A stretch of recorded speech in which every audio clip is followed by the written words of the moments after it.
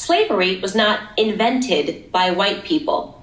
It did not start in 1619 when the first slaves came to Jamestown. It existed before then. It did not start in 1492 when Columbus discovered the New World. In fact, when the intrepid explorer landed in the Bahamas, the native Taino tribe hoped that he would help them defeat their aggressive neighbors, the Caribs. The Caribs enslaved the Taino and, on occasion, served them for dinner. Whoa. Slavery existed in Africa, Asia, and the Middle East. Yeah, we knew that. The word slave actually comes from the Slavs of Eastern Europe. Slavic. Millions of them, all white by the way, were captured and enslaved by Muslims in the 9th century and later by the Ottoman Turks. Slavery existed when the Roman Empire controlled the Mediterranean and most of Europe from the 1st through the 5th centuries. Slavery existed when Alexander the Great conquered Persia in the 4th century BC. It was so common that Aristotle simply considered it natural. The slave master model was just how the world operated in the great philosopher's day. Slavery existed during the time of the ancient Egyptians 5,000 years ago. As far back as we can go in human history, we find slavery. Slaves were a major item of commerce. As much as a third of the population of the ancient world was enslaved. That makes sense. White people were the first to formally put an end to slavery. You do know that? In 1833, Britain was the first country in the history of the world to pass a Slavery Abolition Act. They were quickly followed by France, who in 1848 abolished slavery in her many colonies. Then, of course, came the 13th Amendment in the United States Constitution. After centuries of human slavery, white men led the world in putting an end to the abhorrent practice. That includes the 300,000 Union soldiers, overwhelmingly white, who died during the Civil War. Now, am I saying that this makes white people better than anyone else? Of course not. My purpose here is to simply tell the truth, and the truth is that human history is complicated.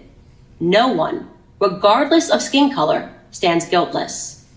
Yet today we are never told to consider the murderous Persian Empire or the cannibalism of indigenous tribes of North and South America or the heinous actions under the imperialistic Muslim, Chinese, Mongol, or Japanese empires, to name just a few.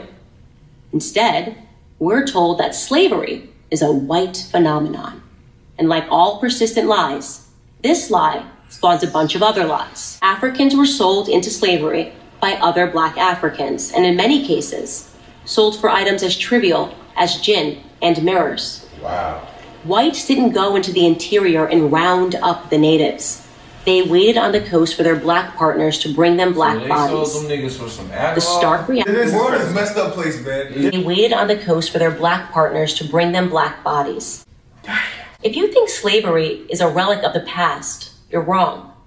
There are some 700,000 slaves in Africa today. What? Now, that's the lowest estimate that I could find.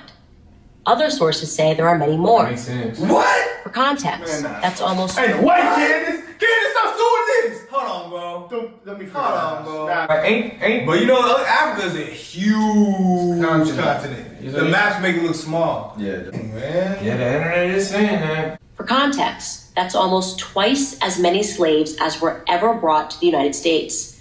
Child soldiers, human trafficking, forced labor, these are the conditions that currently exist within the same sub-Saharan region where the transatlantic slave trade originated. In fact, slavery, by any traditional definition, is exclusively practiced today within non-white countries. But we hear almost nothing about that. Just like we hear nothing about how slavery was universal until good people in Europe and America ended it 2 centuries ago. Why? Because our so-called leaders, Black and white, wouldn't profit from it. Black victimhood is nothing if not profitable. It elects politicians and funds racial grievance groups.